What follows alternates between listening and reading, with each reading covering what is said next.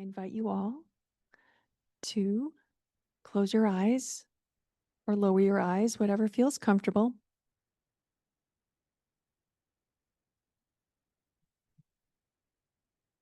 And just take a few deep breaths, grounding your feet on the floor, feeling what it's like to have contact with the chair, with the floor, and with the earth.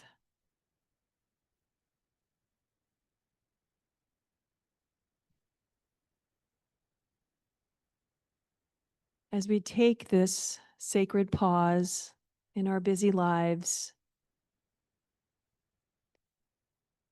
whatever has brought you here, you've given yourself a little gift. For no matter what thoughts may arise in our minds, our body is sitting here, focusing our attention on just resting, coming to a state of non-harming, no matter what we may think. The only thing we've decided to do for these next few minutes is to just pause and breathe, knowing that with each breath, without us ever having to do a thing, the breath knows where to go. It knows how to process all the elements that we breathe in, cycling them through the body, and then releasing again. So for these first few breaths, I invite you to just notice the pace without trying to control it. Just getting to know the breath that sustains us without us having to do much of anything.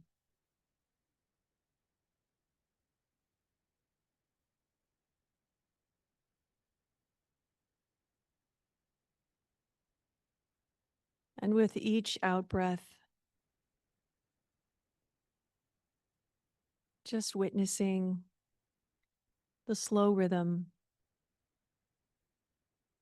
the cool energy cycling in and out,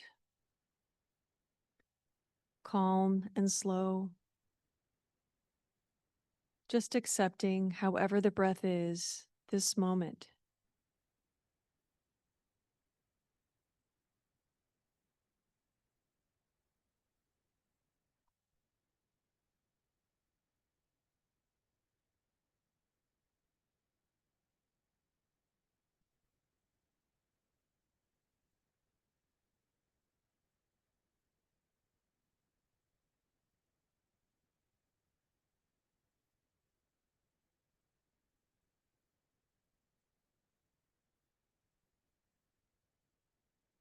As we settle in, we may notice more than ever the speed of the mind, the thoughts of past and future, the plans, the dreams. But we can just let them go just for a few moments. They will always be there. We can pick them up if we need to. But just let go of these stories, these plans, these roles that you've played during the day, whatever labels you have called yourself or others have called you. We just let them go.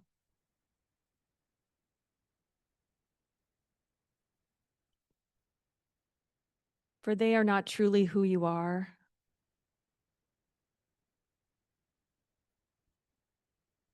And even as thoughts arise, we are not our thoughts.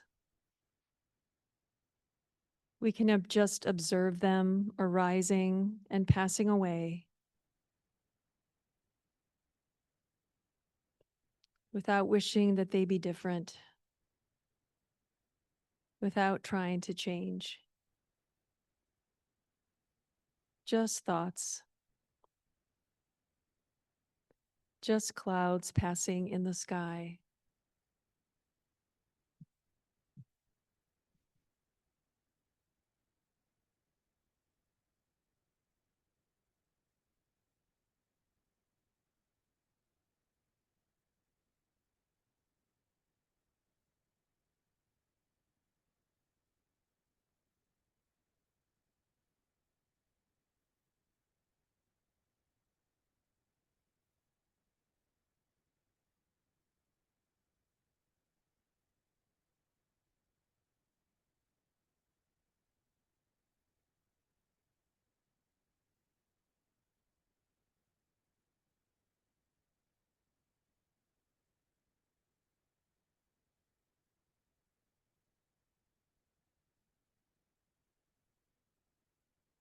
As we focus on our breath, you may notice it only takes a few breaths for you to forget that you're breathing. So gently turning back to the body, perhaps counting the breath up to 5 on the inhale and down to 1 on the exhale. And even if we only get to 3, we just let it go. We just always come back to the breath.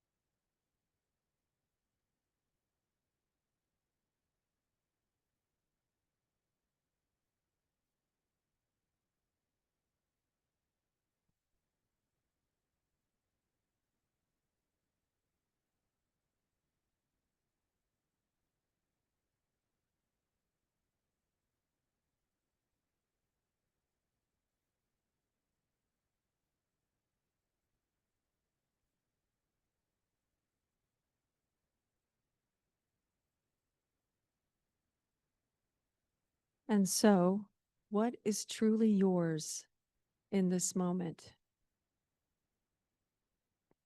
Is the breath yours?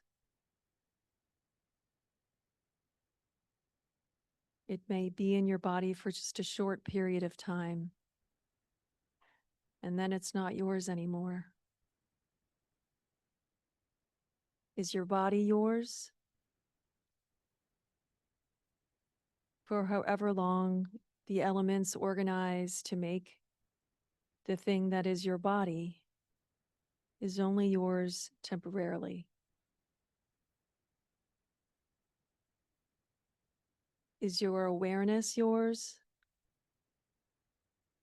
If it's yours, where is it? Just like a thought, where does it reside? Is there a beginning to your awareness? Is there an end to your awareness? The breath, the body, the awareness. These are part of the things that make up our experience of living.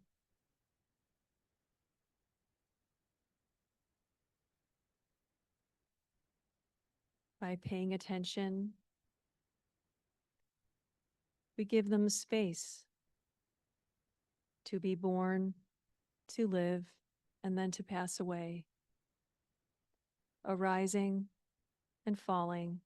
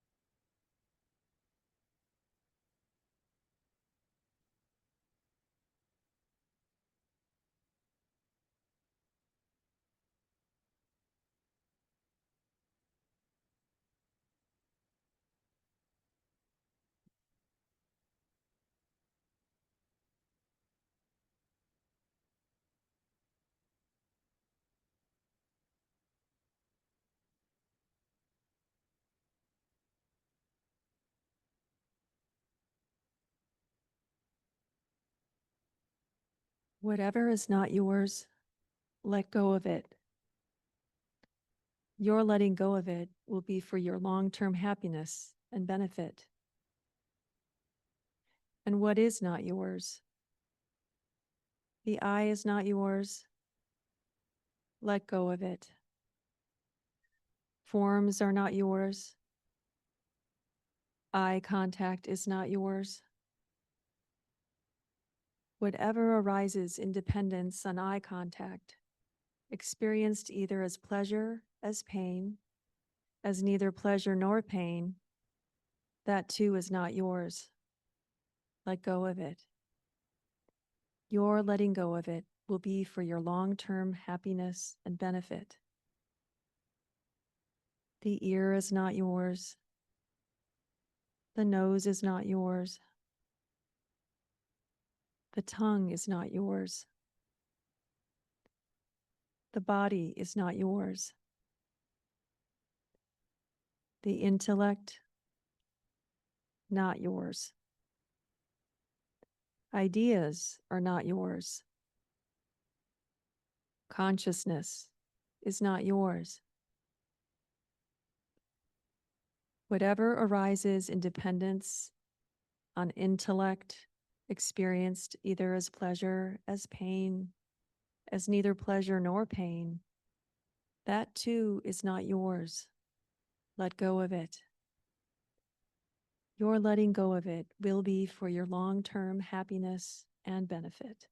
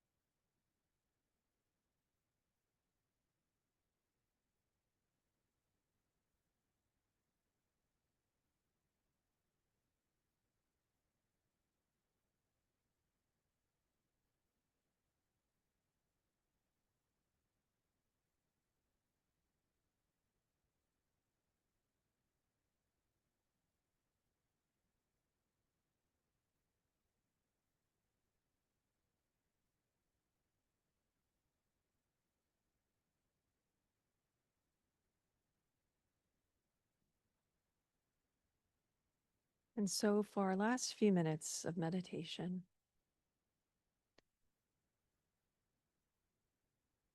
wherever you've been, wherever your attention has landed, we softly bring our awareness back to our feet on the floor, our body in the chair, our focus on the breath.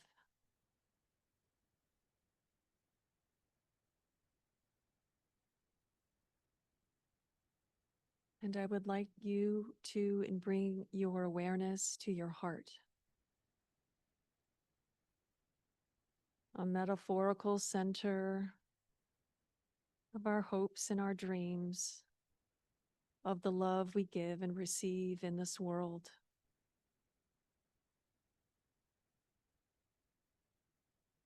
And with each breath, I invite you to bring to mind something or someone that you truly love, that you cherish,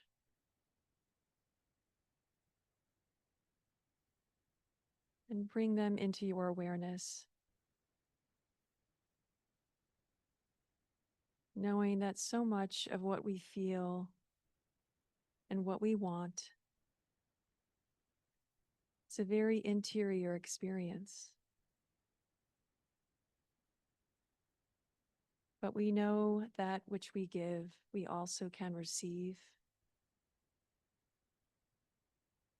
That those connections make our living and loving worthwhile. And we know whatever conditions may exist in our outside world, that those wishes of love and wellness are what we all want. And just as we wish them for ourselves and our loved ones, we wish them for all sentient beings. May all beings be well. May all beings be safe and protected. May all beings be free from inner and outer harm. May all beings be free from suffering and the causes of suffering. And may all beings be for the benefit of all beings.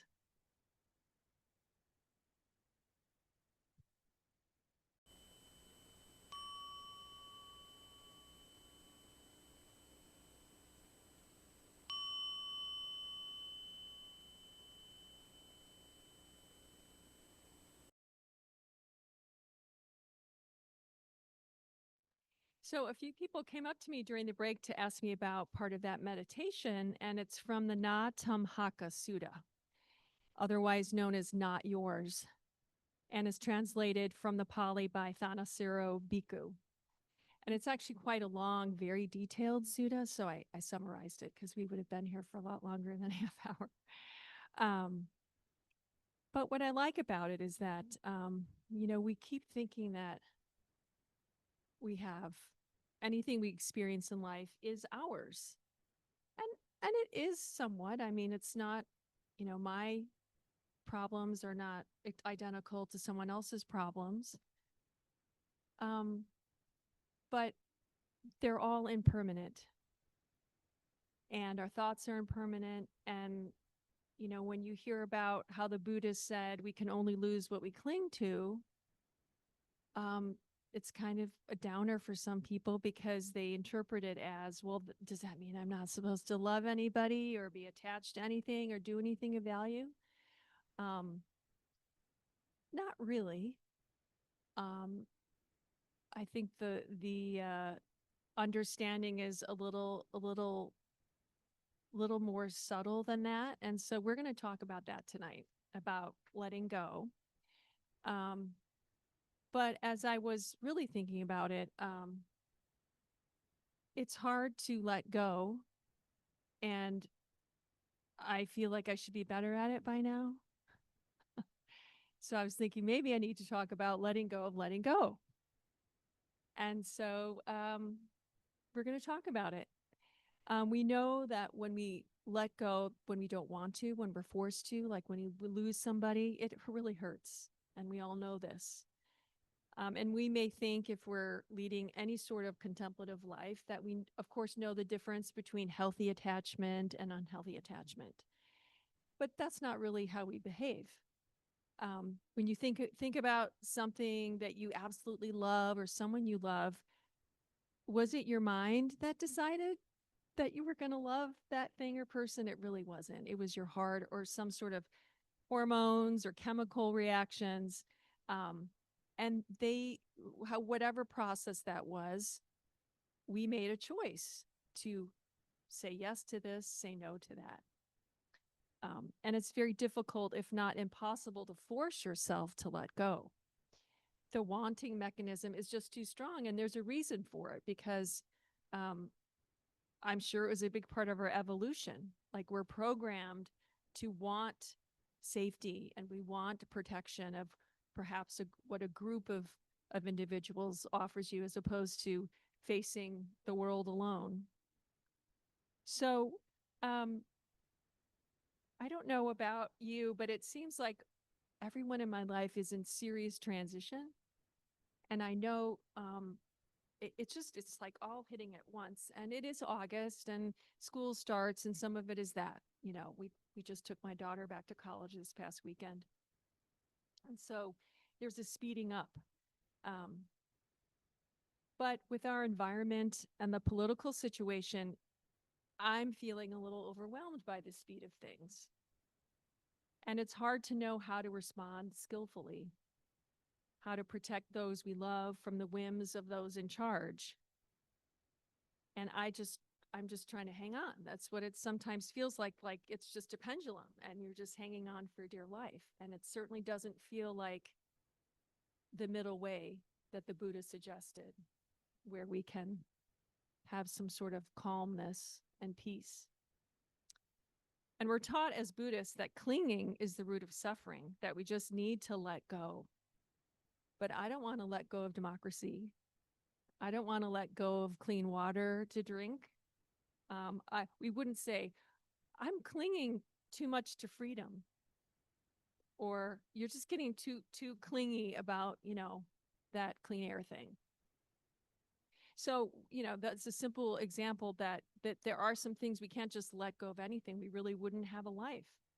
So how do we find the balance when it does really feel like a pendulum? A pendulum is pretty much always moving. So I decided that I would start by letting go of the idea that I should be good at this. Yeah, like good at letting go. One of my first teachers, Eugene Cash, out in California, would say, letting go happens by itself. Letting go happens by itself. And I just did not ever understand what that meant at first, because you just can't drop something, and then, especially if it's something you're responsible for. I mean, how would that be good for you? And when we think about why we care about things in the first place, they have good roots. It involves a whole chain of events about how things are connected, how they're interdependent. We needed to learn as we grew up, what are the things that are going to help us? What are the things that are going to hurt us? What we should kind of keep close, what we should say no to. But if you're from a large, very codependent family like I'm from, you realize that caring can turn to clinging, because it's hard to release the tightness because it started in a good place. It's good to care about your family. And it started with the best intentions. But then, sometimes when you're in that situation of just, I don't want that. I don't want that phone call. I don't want that problem. Not my problem. Hard to release. How to know what to release. And so I don't know if any of you heard this. It was on the radio on Friday. It was about being brave in relationships. And I was thinking, maybe letting go of all these things that I really don't have control over requires a little bit of bravery, a little bit of release, of just not allowing myself to get overwhelmed, not allowing myself to use my desire for connection with people to complain together. That was a big one recently. Sometimes you can find someone who has the same views as you, and you want to connect. Then you realize it's all being dragged down, and it's not really helping anything, not really lifting us into a feeling of ease or freedom. So it was interesting that I was reminded recently by a friend that this time of year, August, in Chinese medicine is called the fifth season. So it's a way to view our seasons as just more than four. That the fifth season is this time of August until like the autumn equinox, when most of the growing has been done, all of the energy of the earth has been put out. And so we're sort of right in the middle before we start to kind of go into the yin energy of coldness and winter, and sort of keeping closer. So going from the yang to the yin. And it's a time it's said that it's almost if time stops for a moment, just like when a pendulum reverses its swing. So that was a bit of a relief to me. I had to remind myself how pendulums work, which is there are times where a pendulum actually stops. We're not just being jerked around all the time. That on each, the velocity goes to zero on each end of the swing. There's just a moment of pause where then the gravity takes in. And so actually when we're in the middle of the pendulum, it's the fastest. It's the time where you're just really caught with the speed of how things are going. So when we think of the middle way, it's not the middle of a pendulum, it's on the other side of where we just can have the pause. And I was always known to be a terrible decision maker. I dated my husband for 4 years. I don't know. I just couldn't take the next step. I just, I don't know why. We're happily married 25 years later. But it just was this paralysis of, I don't know what to do. Is this the right thing? Back, forth, and really just being swung back and forth by the busyness of this mind, this restless mind. And I think, knowing what I know now, I think I would have been thankful for this opportunity of just to be pausing, just to be hanging out in not knowing. And it's okay. But if we're fretting all the time about, what am I going to do? What's the government going to do? What's all this? There's no way that we can know how we best personally can respond to a situation, or if we even can skillfully. So August, the fifth season. And I'm a really big gardener. I actually grow most of the food for my family. And in early spring, we had expanded the planting beds. It was going to be a great, great new thing, got lots of new vegetables to try. And I was so looking forward to how there's always so much extra that I give all my neighbors. And whenever I go and do this, we have great chats. I check in on the neighbors. I give them all this extra stuff. So I was really looking forward to that. And then in May, I had to go out of town for quite a long time unexpectedly. And so I came back, and the garden was just a jungle. It was just a jungle.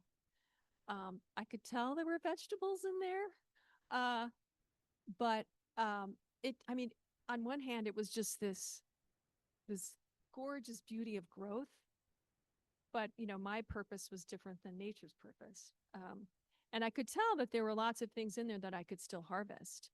And as soon as I tried to do it, I discovered there was a huge yellow jacket's nest right in the middle of the garden. Every time I tried to even get a few carrots, a few beets, I would get stung.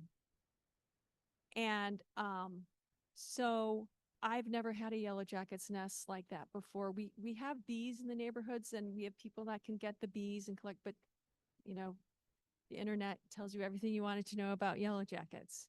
And I even asked my friend who uh, raises commercial bees, you know, what can I do? And he just said, oh, I hate those things. So trying to do the right thing of not harming, but yet I have family members that are really allergic to Yellow Jackets. I really wanted that food. I wanted to can for winter. I wanted all these things.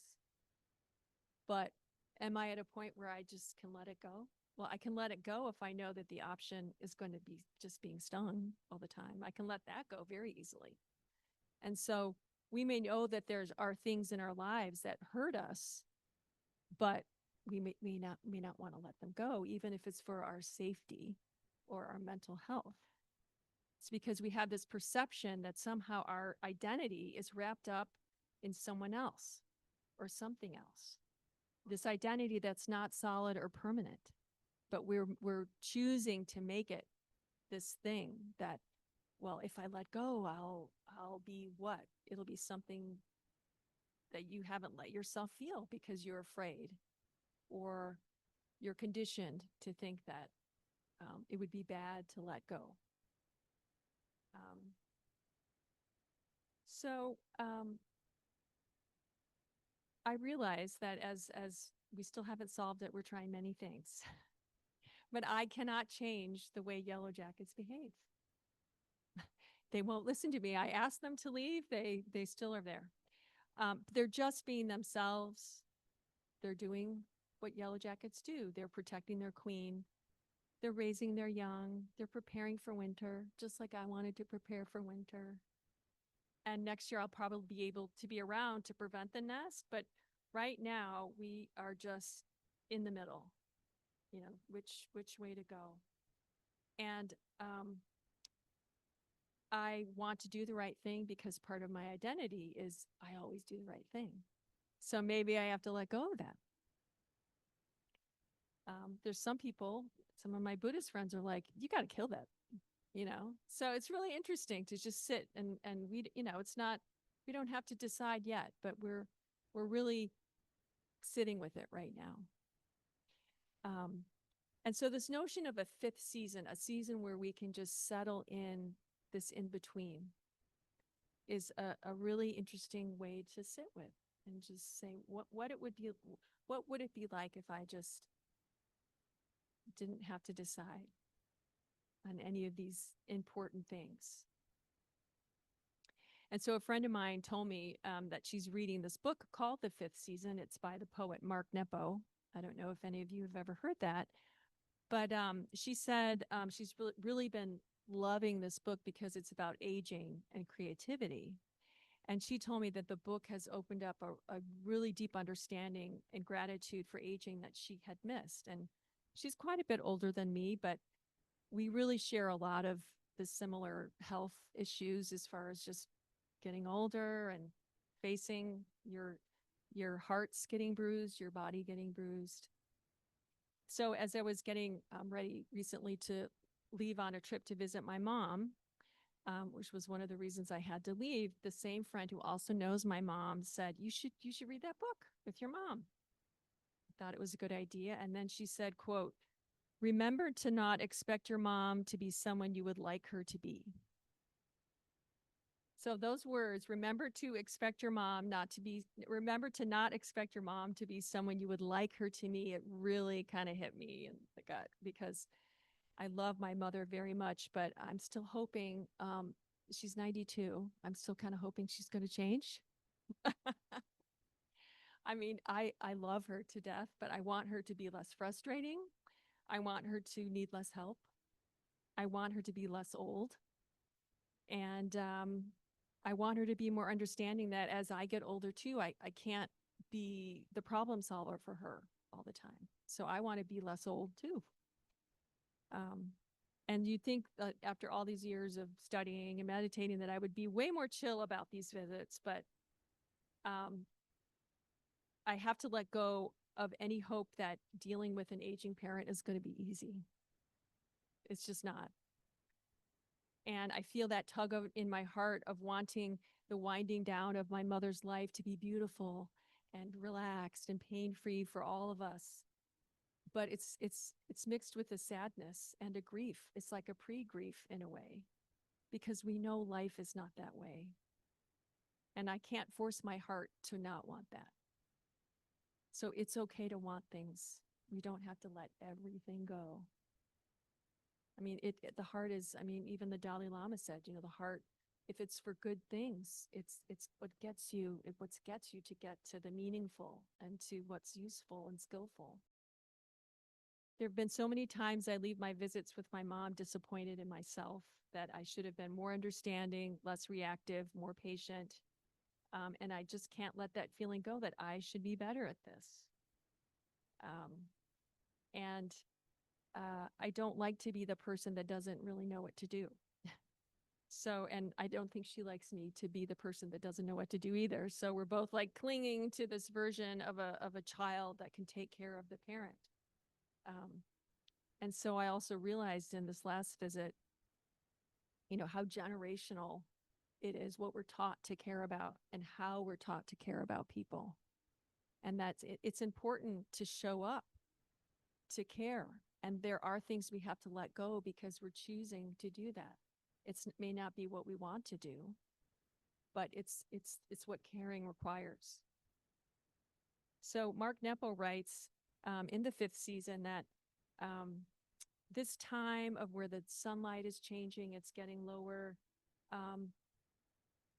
it's all the turmoil and everything that's worn us down, and the seasons are trying to like break us open.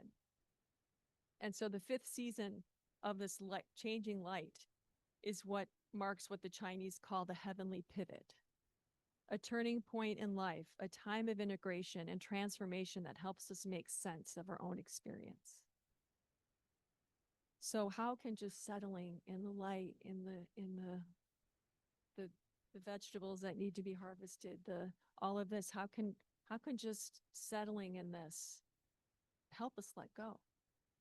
And I think that's what my teacher was pointing at, is like, we can't force it. There's other things that have to happen, the conditions that have to arise, and then it does happen by itself.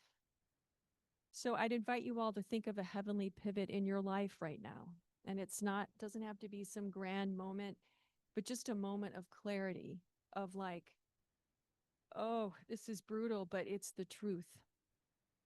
And there is this freedom of just seeing the truth. There's a friend that comes to Whitehall Meditation like every couple months, and she's kind of got a chip on her shoulder, and she's kind of always trying to like challenge and, but what about? And then one time she came and just said, it's hard to open to, but it's the truth, and it feels good. And there is a clarity of that this is what lets the letting go happen, that the bravery that may be required is actually just relaxing into what is. It's never not been different. I don't think that we're actually at this super unique time of like the precipice of whatever. I'm sure that there's been lots of that in history, but we're the ones experiencing it now. So it's our most important moment. But I noticed, like, when I'm with someone I really care about and I start to feel really uncomfortable, like sitting in the doctor's office with my mother, I can just say, wow, look at this. You want this to be different. You so want this to be different. You so, want her to talk differently to the doctor. You so don't want to hear that story for the 1000th time, but can I find in this moment that, the reactive thing would be, I could just leave. I could. But then there's a part of me that doesn't want that. So what do I want in that moment? I want to show up for my mother. I want to be mature. I want to be the person that can take it.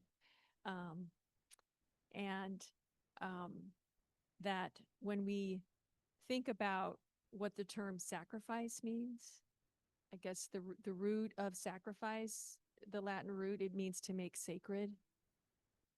So is there a way to make those moments or find those moments of like, okay, Laura, you're not a little kid. Okay, you can sit here.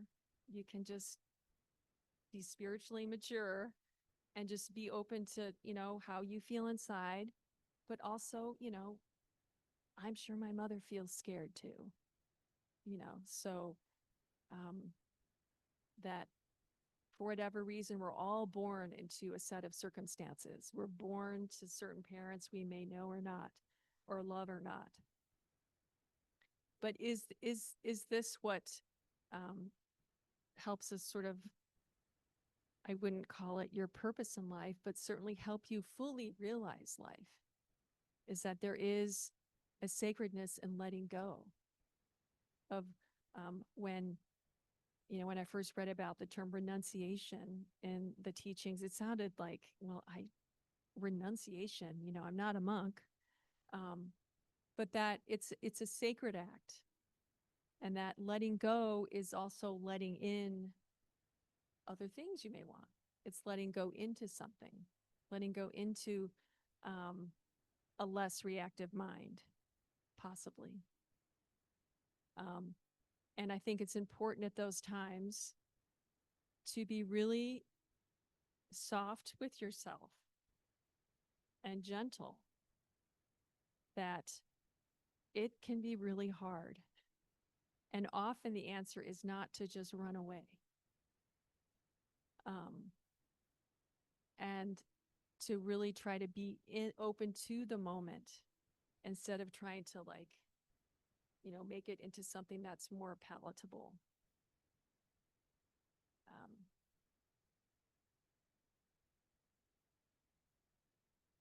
So just like in the Sutta, if one sees that a greater happiness is found by letting go of a lesser one, the wise person will let go of the lesser happiness. So the wise person will let go of the lesser happiness. So it's an interesting thing just to try on small things if you can,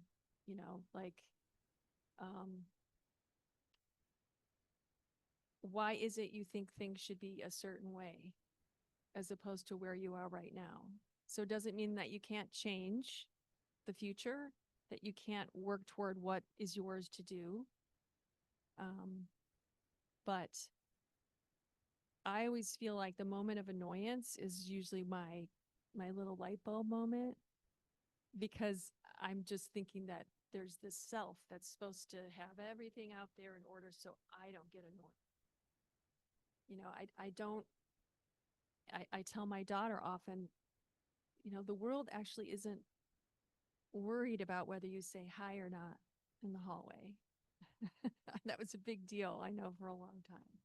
Because they're thinking of themselves, and they're just as insecure and want probably the same things you do. So, and another thing to remember when we're kind of caught in the difficulty of letting go is that, and I sort of realized this when I was in the doctor's office with my mom, feeling very cringy and very small, is that I was thinking, well, why? Why am I feeling like I'm 12? And it's because our self, what we think ourselves to be, this construct of a self, doesn't have an age. It doesn't, it's just like when you get older and you look in the mirror, you're like, what? And my mom still does that too. It's so interesting. Like, she just can't believe she looks like that. I think she's beautiful at her age. But so we have this self, this experience of something that, it's not time related. I would say it's condition related. It's experience related. And so if there's a disconnect between how we feel in our outside lives and what we feel on the inside, there are probably some things that you need to let go. And there's probably things that maybe you should spend more energy on. I was talking to another friend who's also dealing with an aging parent, and he just was saying he realized how important showing up was, that it wasn't about perfection or being the best son or all that, but just showing up and doing what you can do and trying to take care of yourself in the process. So actually not that difficult in a way.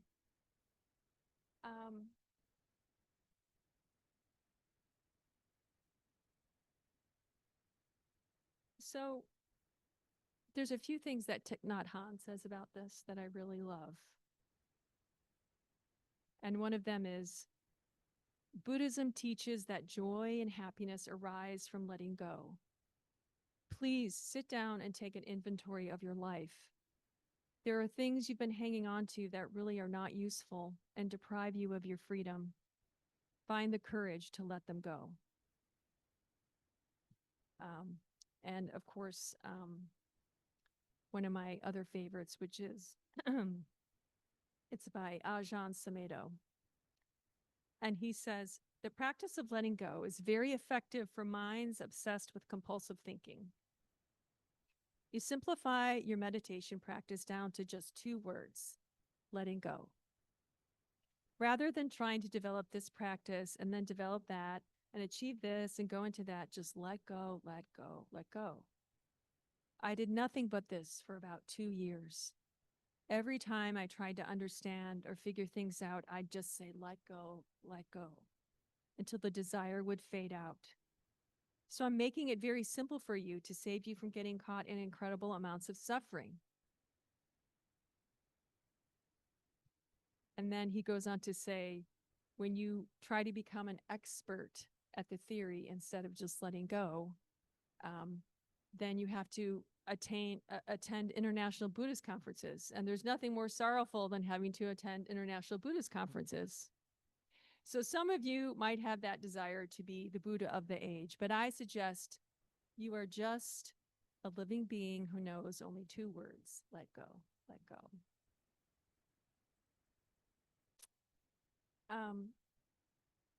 So that's really all I have to say about this. I think I wanted to talk about this tonight because I really feel like I'm in this 5th season right now, and how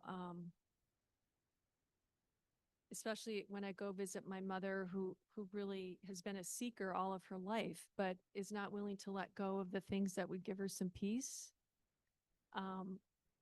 that she's always waiting for me to get a little upset. And then she'll say, well, you meditate, so why are you doing this? I said, well, I'm just trying to be real, not fake. And certainly in those relationships that we try to keep healthy, or at least try to have the intention to just always have the best intentions at heart as we go through this really challenging life and challenging time.